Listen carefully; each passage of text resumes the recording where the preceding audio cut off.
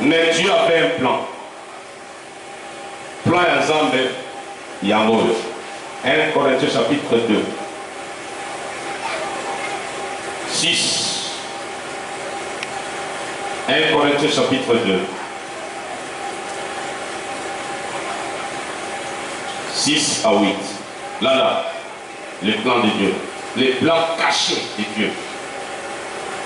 1 Corinthiens chapitre 2, 6 à 8, je lis la parole. Amen. Cependant, c'est une sagesse que nous prêchons parmi le parfait. Nabongo, ezali bumania. Oh, biso toali koteya na kati na babulami. Sagesse qui n'est pas de ce siècle, Bwana oyo, ezaya mokili oyo te. ni des chefs de ce siècle qui vont être anéantis. Bwana mope ezaya bakonzi ya mokili oyo te. Oyo mokolo moko bakobebisama.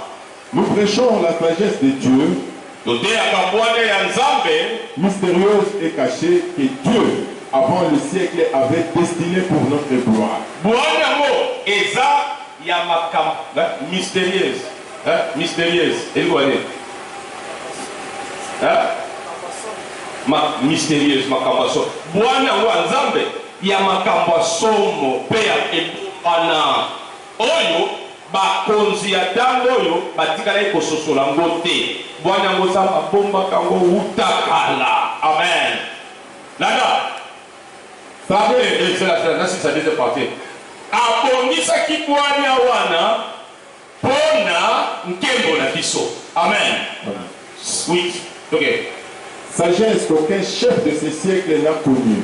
Bwana wana ya Nzambe ata mukonzi moko ya mabele oyo atikalaki kososola yango te. Bwana wana ponza babikisa moto. Bwana wana ata mukonzi moko ya mabele oyo na bwana ya moto ya mabele atikalaki kososola bwana ya Nzambe te. Car s'ils l'eussent connu, Soki bakonzi ya mabele bayebaki bwana ya Nzambe, ils n'auraient pas crucifié le Seigneur de gloire. bakokaki te koboma nkolo ya nkembo Yesu Masihi. Bon, peut-être on comprend le verset bien. Sagesse ya Nzambe ezalaki Yesu akufela yo nanga mpo biso tobi. Soki Satan ayebaki liwa ya Jésus eza lobiko ya bato, est-ce que nga boma Jésus? Est-ce que vous pouvez comprendre là? Est-ce que vous pouvez comprendre là? Alléluia.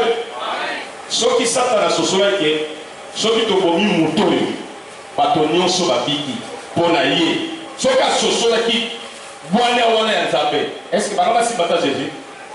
Banga bese yo okomenela wana yo okoamna mupanga bamubange tosimba yo te. Soki bayebaki banga batushe Jésus.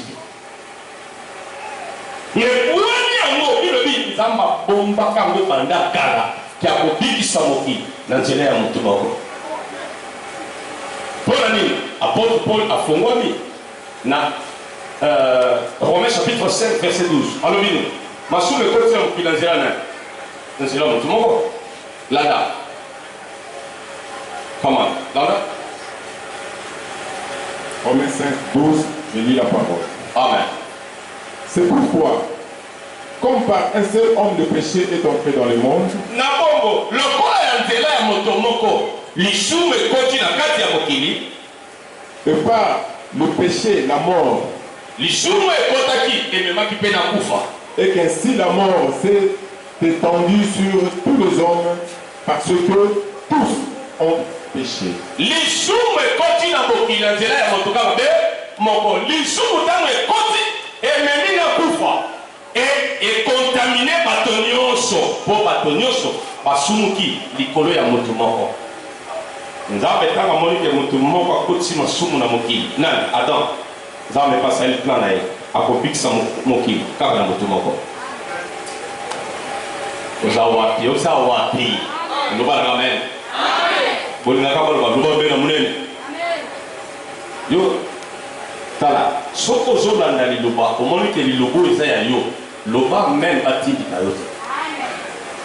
Amen. Amen. Amen.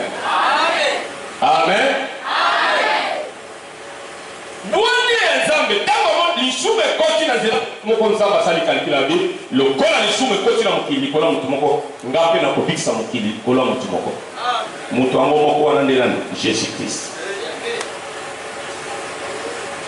omoni ntina kombo eza na nguya kombo ya Yesu liboso babeli baza kobika kombo ya Yesu elimbisaka masumu na biso nyonso bozo koserapele moyibi wana na ekulusu mosusu afingi Yesu soko za Mesia yasilongola kati na ekulusu bikisa biso o mosusu alobi ndeko nzambe te biso ese tumbu mais ye eloko ni ya mabe ya sali pour nous c'est justice mais mpo na ye biso toujours reconnaître que eza mabe na biso nde efuti biso boye mais mpo na ye abaluki par Yesu Seigneur souviens-toi de moi quand tu viendras dans ton royaume.